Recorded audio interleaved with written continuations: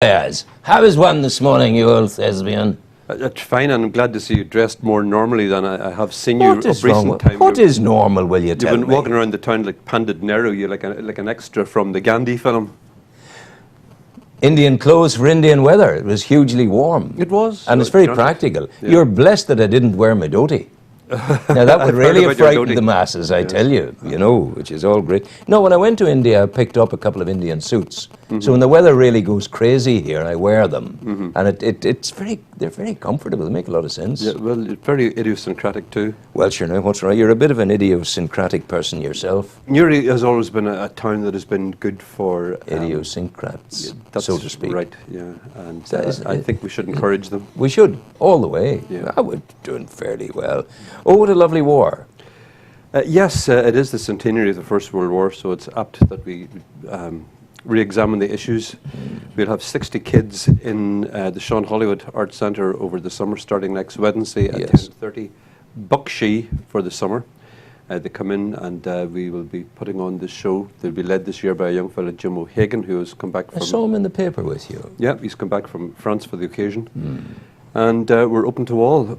And the rehearsals and all the rest of it that will go on throughout the summer will culminate in the first week of September with the in the town hall with the play Oh What a Lovely War. And these are youngsters who are coming in cold, and they're coming out with a production. Oh yes, yes. Wow, that's a pretty wonderful thing to be at. Well, we've been doing it for 34 years now.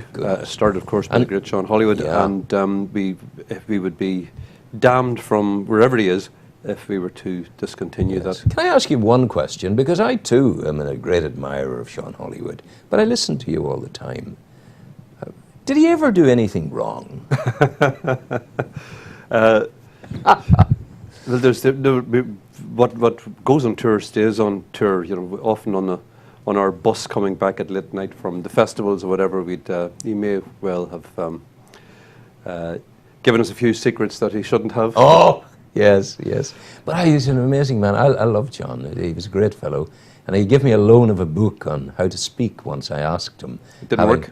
Well, I didn't pick much up from it. I remained my idiosyncratic self. Right. But I mean, everyone, that's the way we do it, and whatever.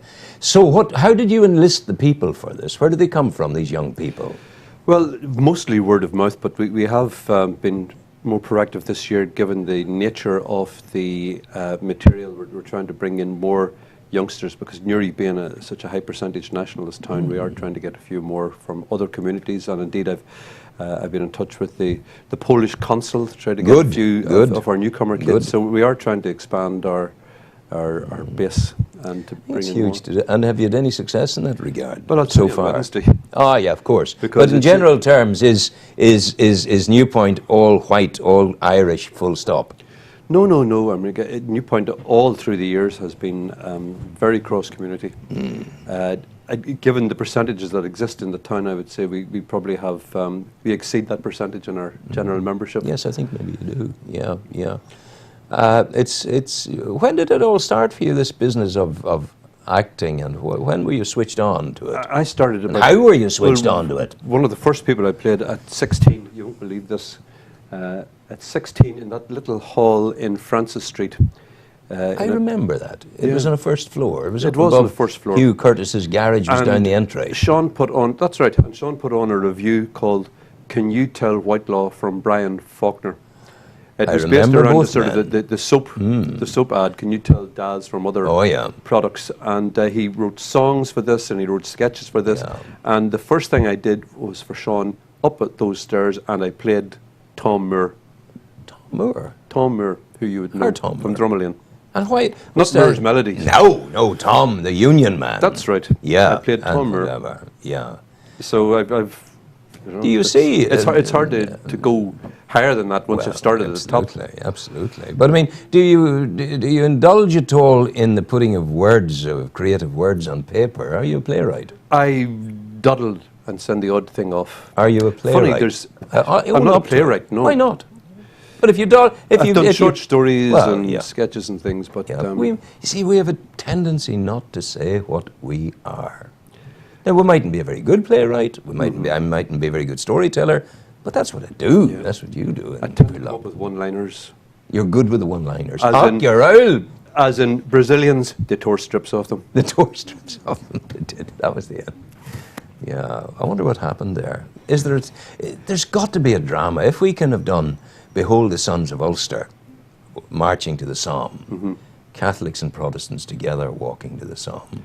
Well, we did that, of course. We did that. You did that. But what I'm asking now is, having done that, against the background of all traditions on the island making the sacrifice, surely to God there's a drama to be done in the current political situation where the Orange Order is threatening to do what the IRA never could do, to destabilise the politics and the governance of Northern Ireland. That's what they said this week. There's got to be something in there. But it's the old story that if you put these things in the story, people would say you're exaggerating. Yeah, absolutely. And they wouldn't. Do you know what wasn't exaggerated? And I'm very, very into the culture of Orangeism. I love people to be proud of their culture.